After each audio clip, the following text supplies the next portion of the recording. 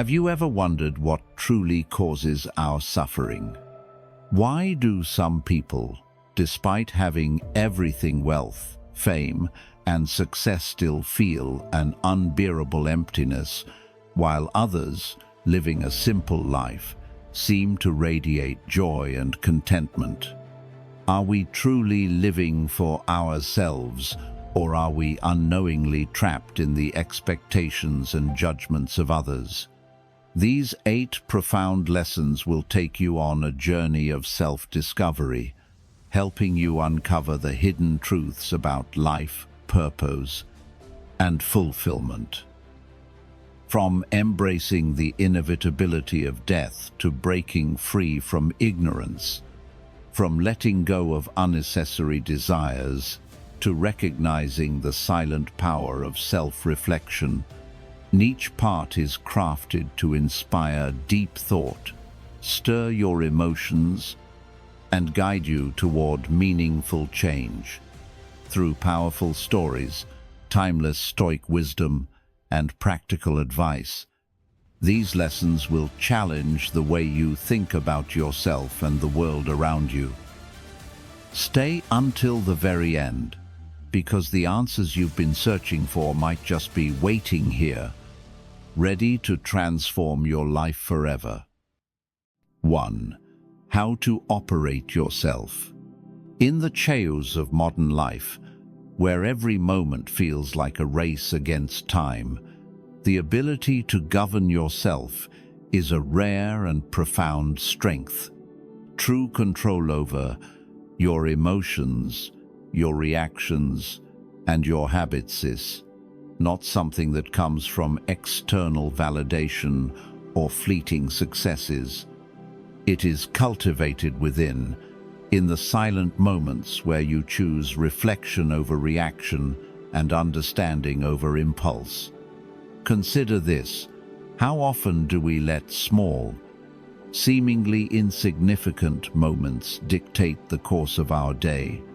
A harsh word from a colleague, a traffic jam, or even a notification on your phone can send you spiraling into frustration or anxiety. These are not monumental events, yet they hold immense power over us because we allow them to. The Stoics, who mastered the art of inner discipline, teach us that the key to freedom lies in how we respond, not in what happens to us. As Epictetus wisely said, "It's not what happens to you, but how you react to it that matters." Let's take a simple but profound example. The next time you feel anger rising, whether it's from a disagreement with a loved one or a mistake at work, pause. Don't speak, don't act, just breathe. In that silent pause, you reclaim control. Neuroscience calls this the cognitive pause, a brief moment where you separate stimulus from response. It's in this space that you can choose to act with intention rather than reflex. This is where true power resides, not in controlling others, but in mastering yourself. Start your day with stillness.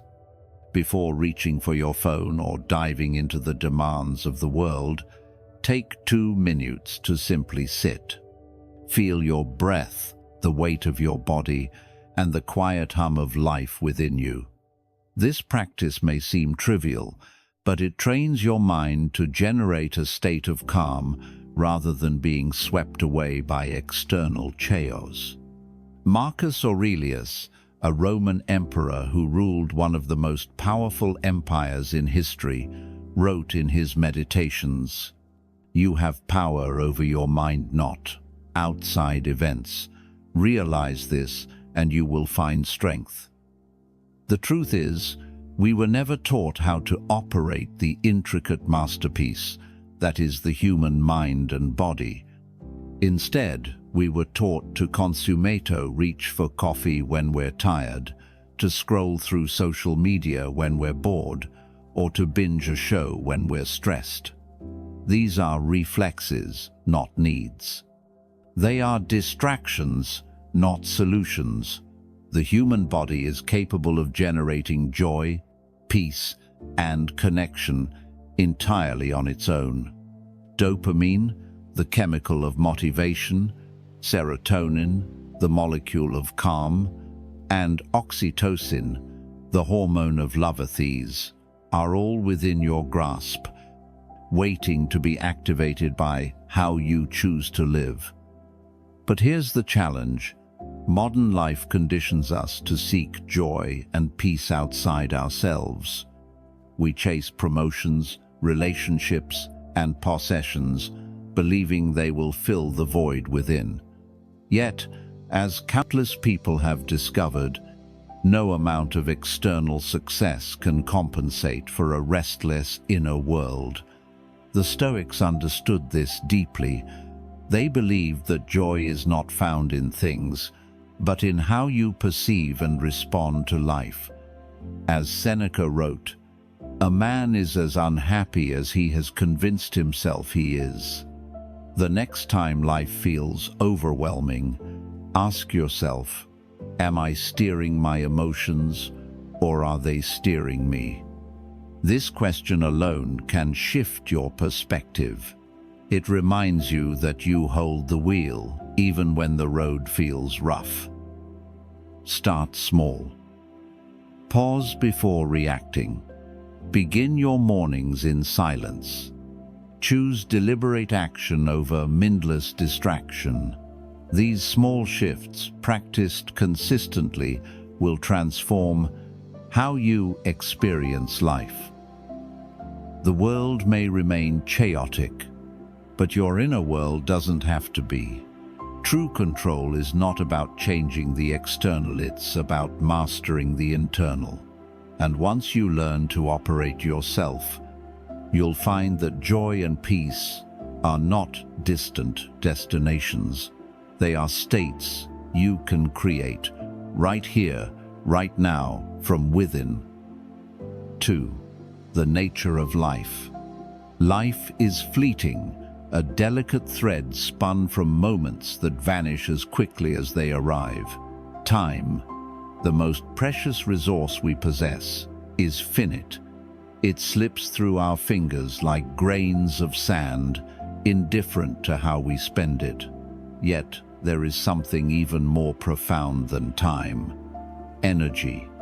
While time cannot be reclaimed, energy can be renewed, restored, and redirected. Understanding this truth changes everything. It shifts the focus from trying to control the uncontrollable to mastering the one thing you can influence: how you live each moment. Think of a day in your own life. You might have had hours of free time, yet your mind was foggy, your body sluggish, and all you could do was scroll through your phone or stare blankly at a screen.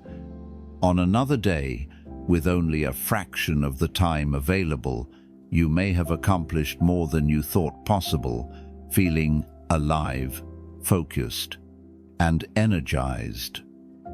The difference wasn't in the amount of time, it was in your energy.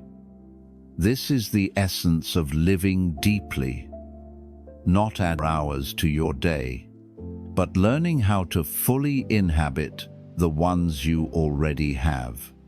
The Stoics understood this well. They taught that life is not about how much you do, but how well you do it. It is not that we have a short time to live, Seneca wrote, but that we waste much of it. Life is long enough if you know how to use it. The key lies in managing your energy through intentional actions that align your body, Michigan, ND, and spirit. Start with the basics. Treat sleep as sacred. It is not a luxury. It is the foundation of renewal. A well-rested mind is sharper, California Lerma, and more resilient. Next, embrace cycle of motivation. Just 10 minutes of sunlight in the morning can transform the way your body and mind function throughout the day. Movement, too, is essential. You don't need an intense workout to feel the benefits. A brisk walk, a stretch, or even standing up to breathe deeply can awaken your body and center your mind. These small acts may seem insignificant, but they are profound. They remind you that energy is not something you wait for, it is something you create. But energy is not just physical, it is emotional and mental as well. The silent thief of your energy is distraction. Every notification, every meaningless argument, every moment spent comparing your life to others drains you. The Stoics warned against this centuries ago. Marcus Aurelius wrote, "If you are distressed by anything external, the pain is not due to the thing itself, but to your estimate of it. And this you have the power to revoke at any moment." Being present in each moment is the antidote. When you focus fully on the task at hand, whether it's working, spending time with loved ones, or simply enjoying a cup of coffee, you transform that moment into something meaningful. Presence reduces stress, enhances clarity, and allows you to achieve more with less effort. It's not about rushing to do everything. It's about doing the right things with intention and care. Ask yourself, if today were your last, would you be proud of how you spent your energy? It's not about cramming more into your schedule. When you manage your energy wisely, life feels fuller, not because you've done more, but because you've lived more deeply. Time may be finite, but the depth of your moments is infinite. 3. Understanding aspiration. In a world that glorifies achievement, it's easy to spend your life chasing goals that, in the end, leave you feeling strangely empty. The pursuit of money, fame, or success often becomes a treadmill. No matter how fast you run, the destination always seems just out of reach. But the deeper question isn't whether you're achieving enough. It's whether you're chasing what truly matters. Are your ambitions aligned with your core values, or are they distractions pulling you further away from yourself? Consider the story of a man who spent his entire life climbing the corporate ladder. By the time he reached the top, he had the corner office, the six-figure salary, and the admiration of his peers. But in the quiet hours, when the noise of the world faded, he felt hollow. He had achieved everything society told him to strive for, yet he couldn't shake the feeling that something was missing. His success was real, but it wasn't fulfilling. Why? Because he never stopped to ask himself, why do I want this? This is where Stoicism offers a profound lesson. The Stoics understood that ambition, when untethered from purpose, becomes a form of slavery. You're no longer living for yourself. You're living for an illusion. Seneca warned against this when he said, "It is not the man who has too little, but the man who craves more, that is poor."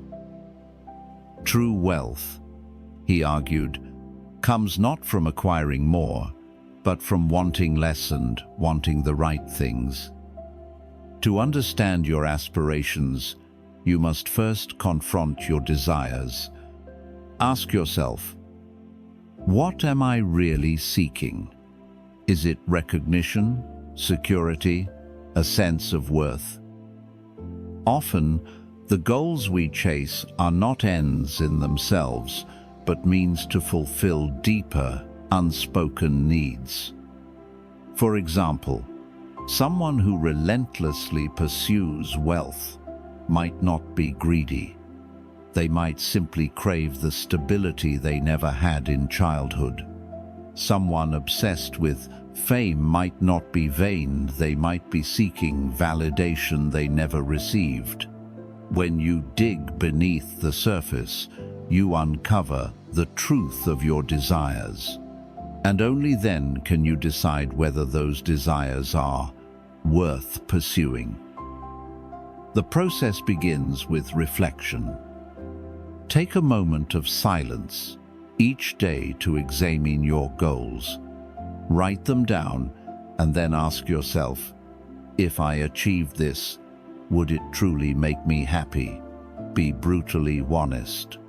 If the answer is no, if the happiness feels fleeting, it's time to recalibrate. Align your ambitions with your values, not with societal expectations. Marcus Aurelius, one of history's most powerful men, reminded himself daily, do what is right, not what is easy, not what is popular. Practical steps can help you realign. Start by identifying your core values: honesty, Colorado passion, creativity, or whatever resonates with you.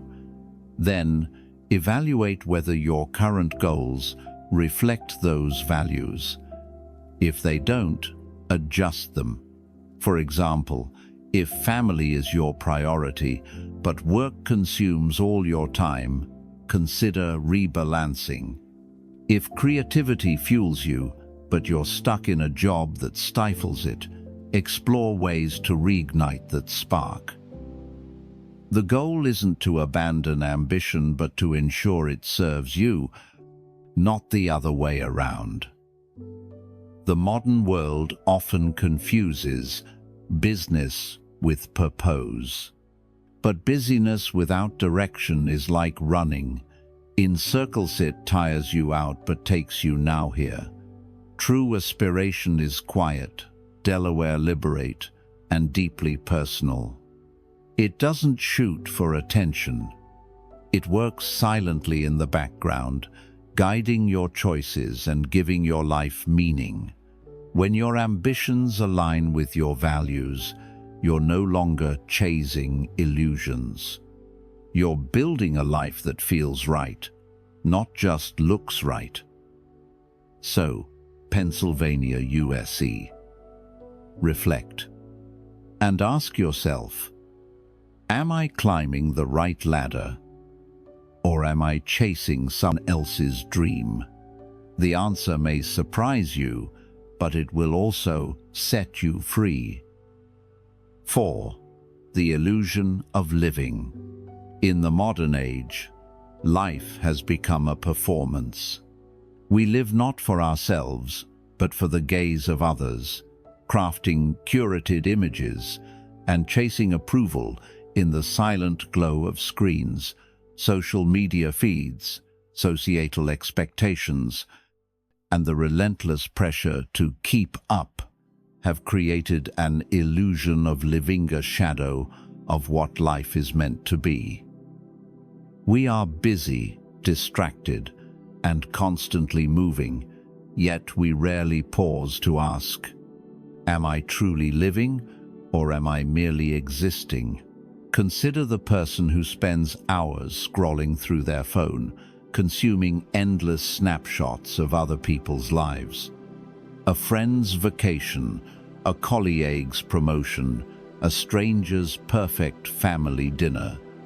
The comparisons begin to creep in, quietly eroding their sense of self-worth.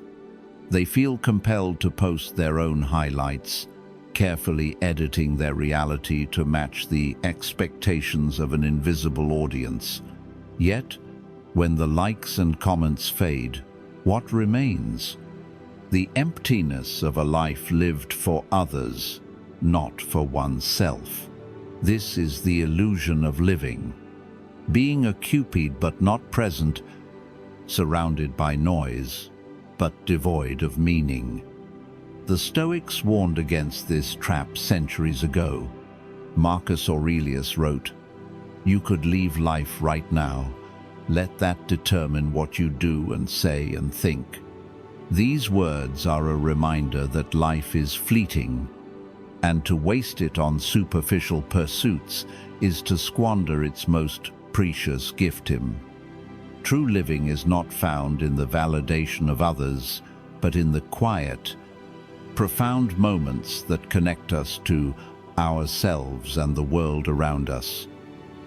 Think about the last time you truly felt alive. Perhaps it was a walk in nature, where the rustling leaves and the warmth of the sun brought a sense of peace. Or maybe it was a conversation with a loved one, where time seemed to stand still, and you felt deeply understood. These moments are not grand or flashy, they are simple, yet they carry the weight of meaning.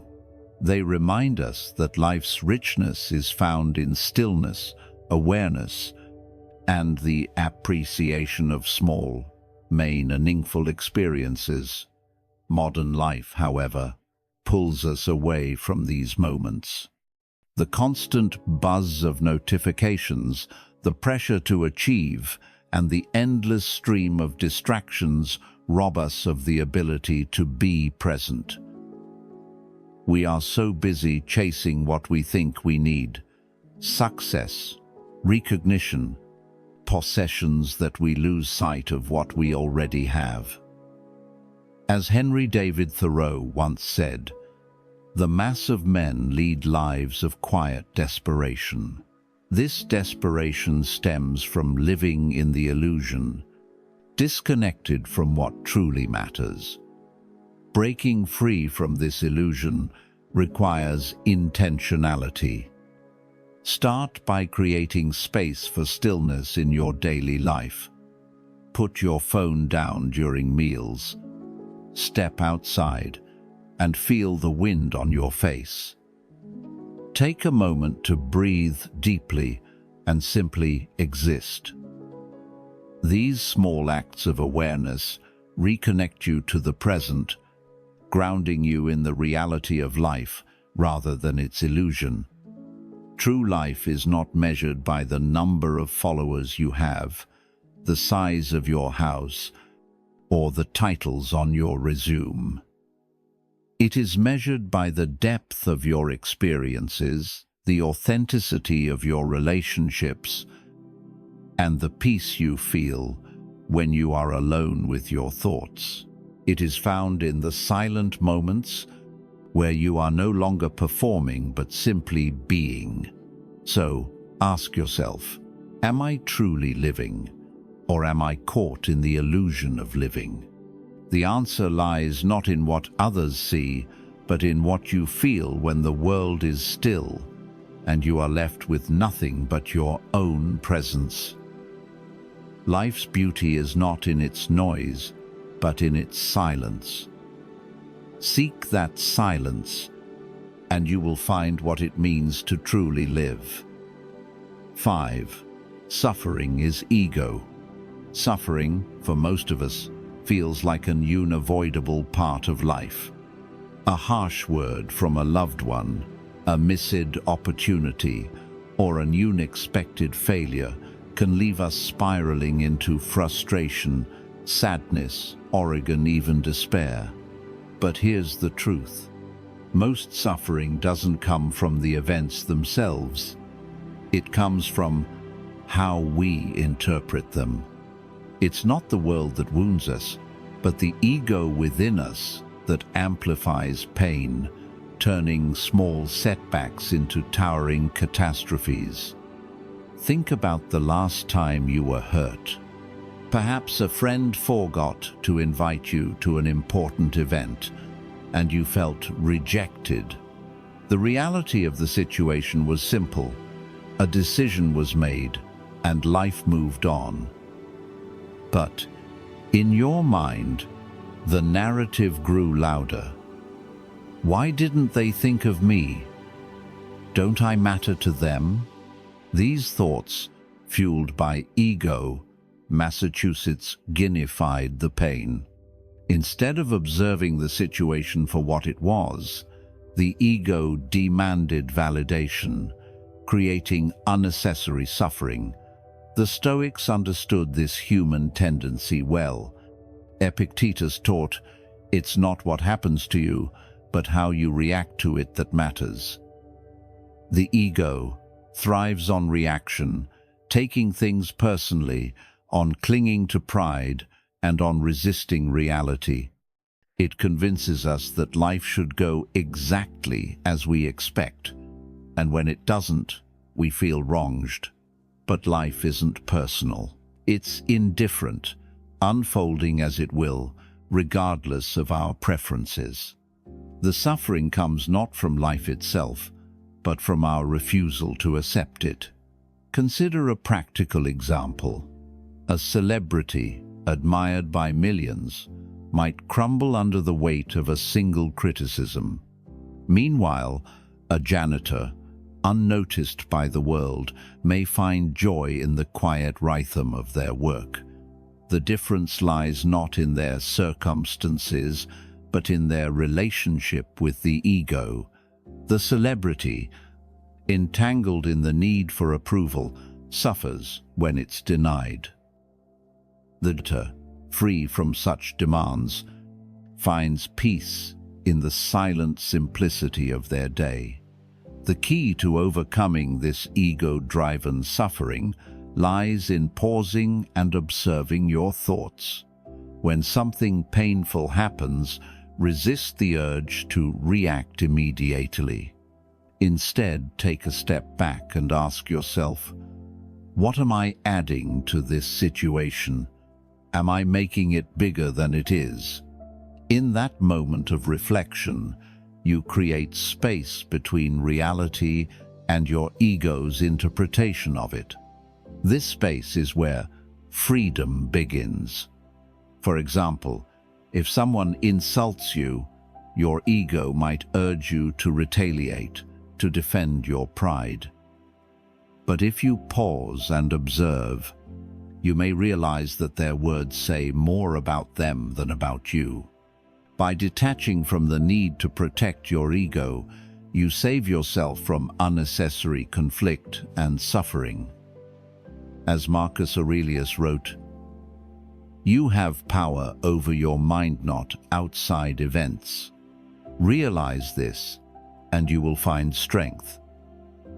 Living in harmony with reality means letting go of the ego's demands. It means accepting that life will not always cater to your desires, and that's okay. The rain will fall when you want sunshine. People will leave when you want them to stay. Plans will fail despite your best efforts. But none of this has to break you. By releasing the ego's grip, you can meet life as it is with grace, resilience, and peace.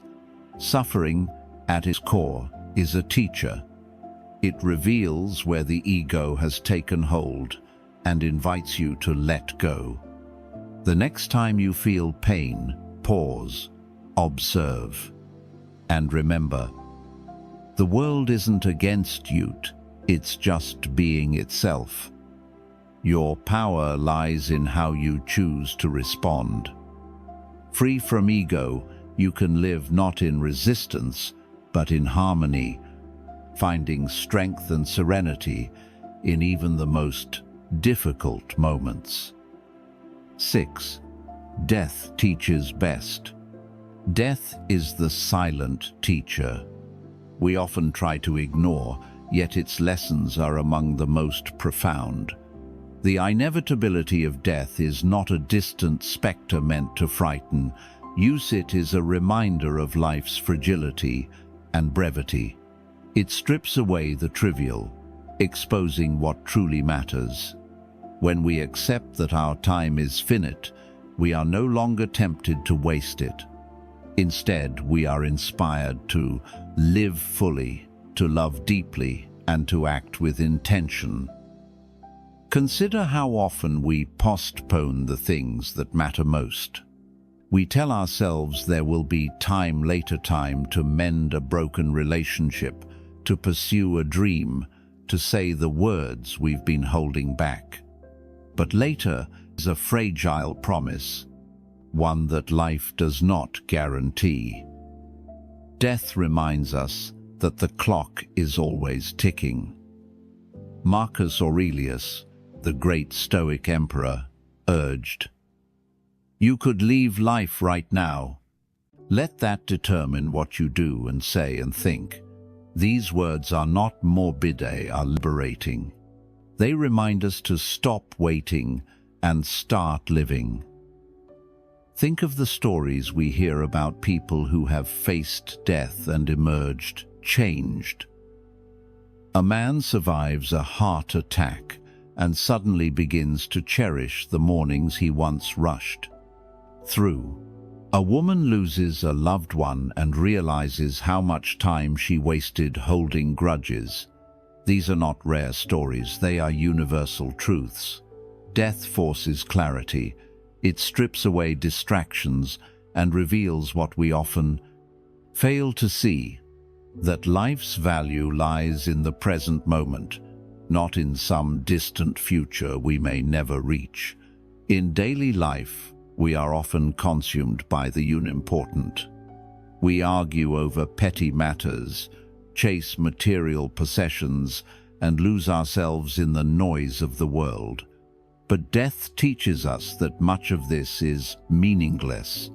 The car you drive, the titles you hold, the opinions others have of you, none of it will matter in the end.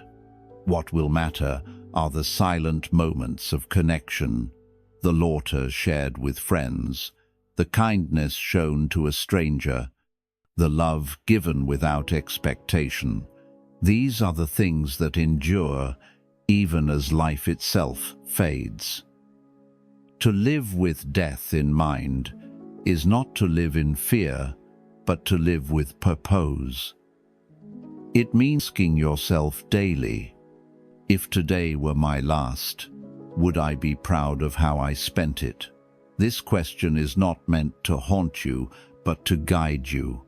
It encourages you to prioritize what truly matters, your relationships, your passions, your growth. It reminds you to stop postponing joy and to embrace the beauty of the present. Practical actions can help anchor this mindset. Start small. Call a loved one you've been meaning to reconnect with. Take a walk and notice the world around you. The sunlight filters through the trees, the sound of the wind, the feeling of being alive. Reflect on what you want your legacy to be, not in terms of achievements, but in terms of impact. As the poet Mary Oliver asked, "What is it you plan to do with your one wild and precious life?" Death is not an enemy, it is a teacher.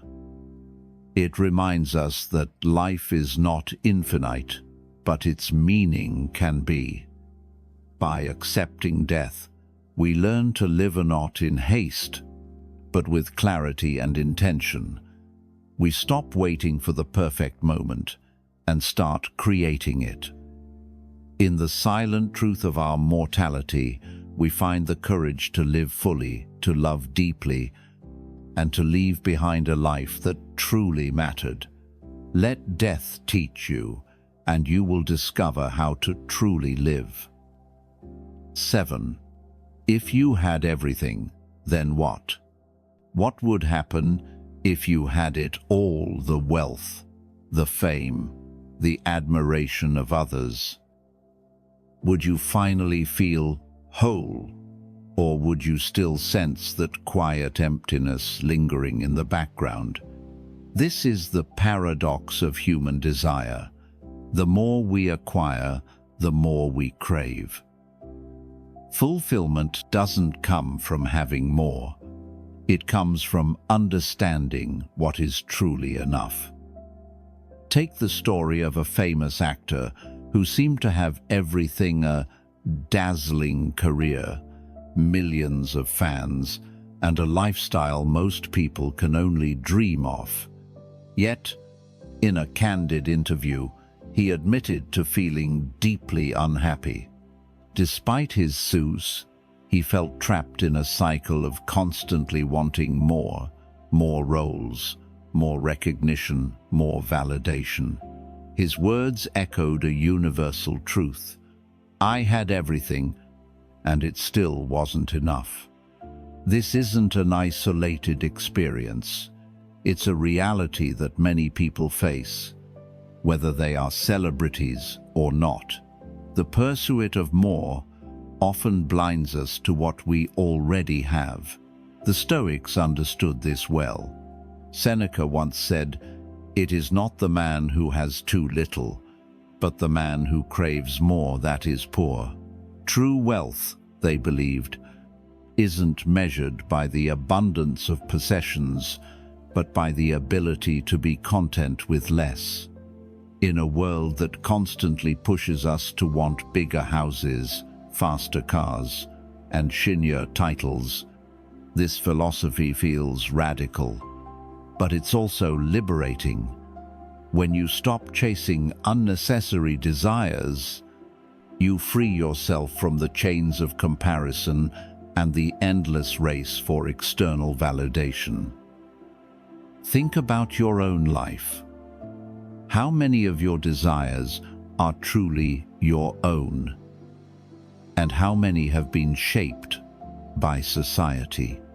The pressure to climb the corporate ladder, to own the latest gadgets, or to present a picture-perfect life on social media, these are distractions, not necessities.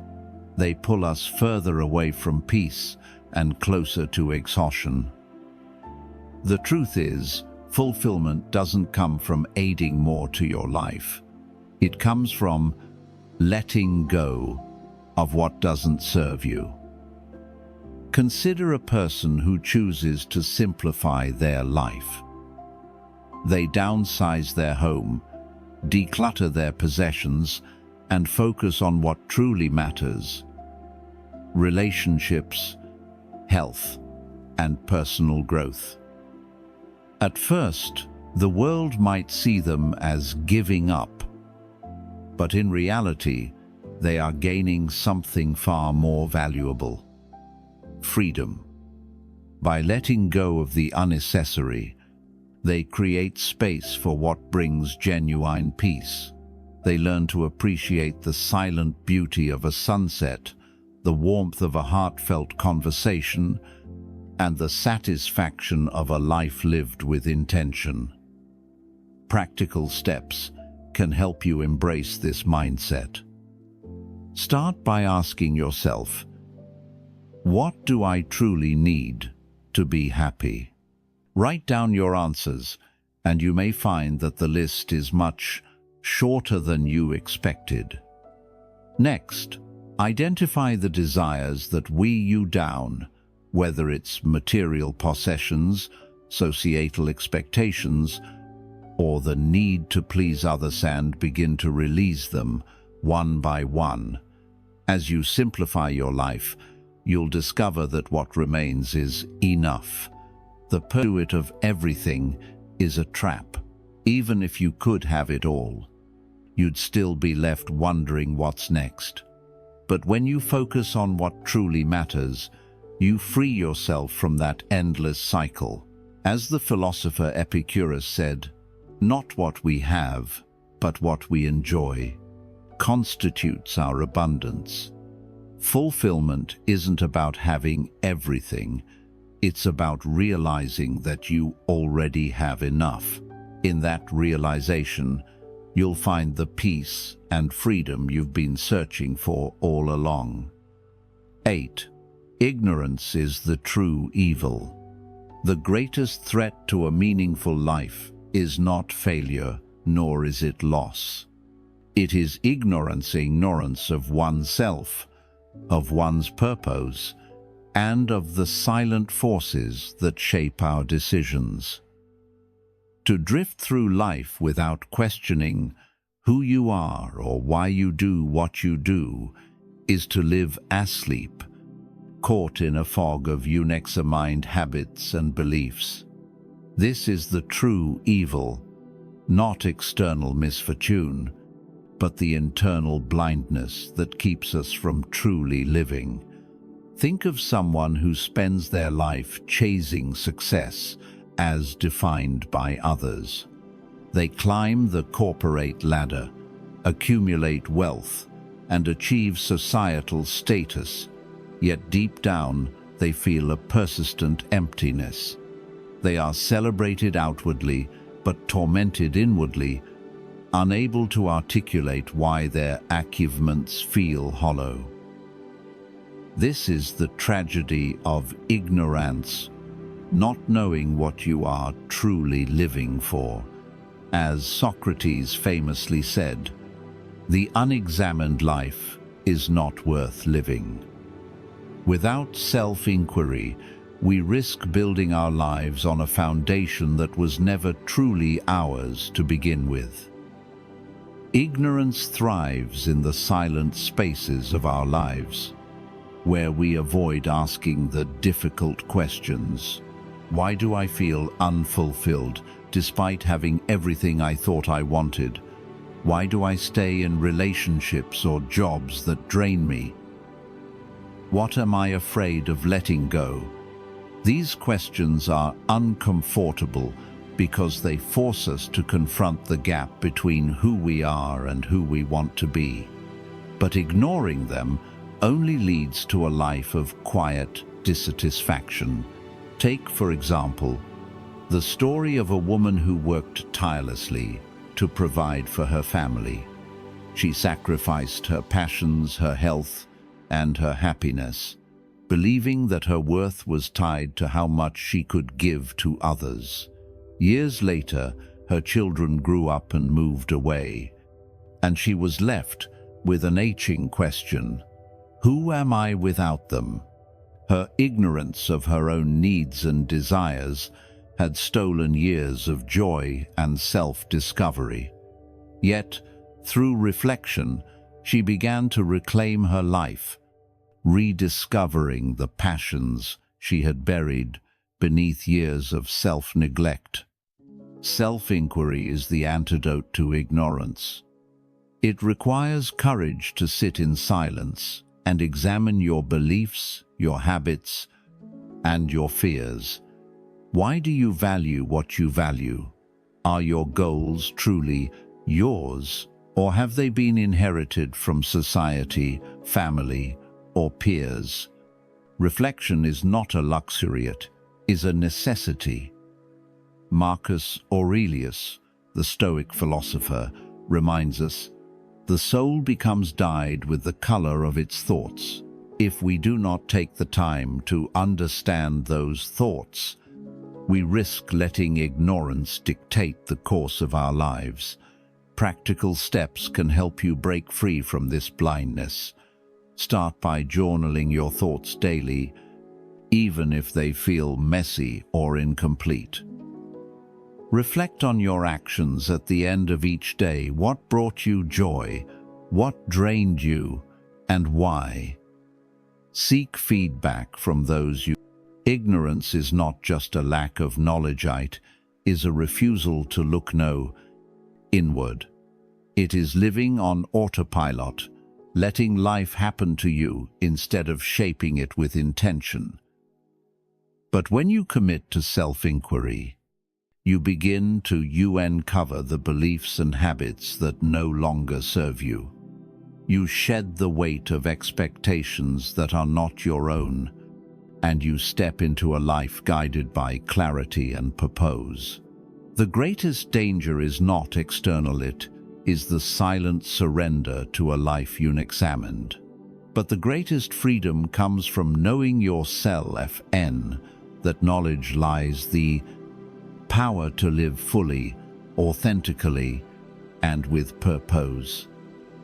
As the poet Rumi once wrote, Don't be satisfied with stories how things have gone with others. Unfold your own myth. To live without ignorance is to live with intention, and that is the truest form of freedom. Life is a journey of self-discovery, living true to your values and finding deeper meaning. Every step you take, every choice you make, shapes the person you become.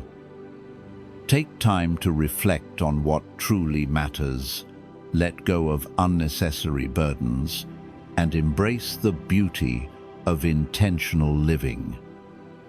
Remember, growth happens when you step out of your comfort zone and take action toward your dreams.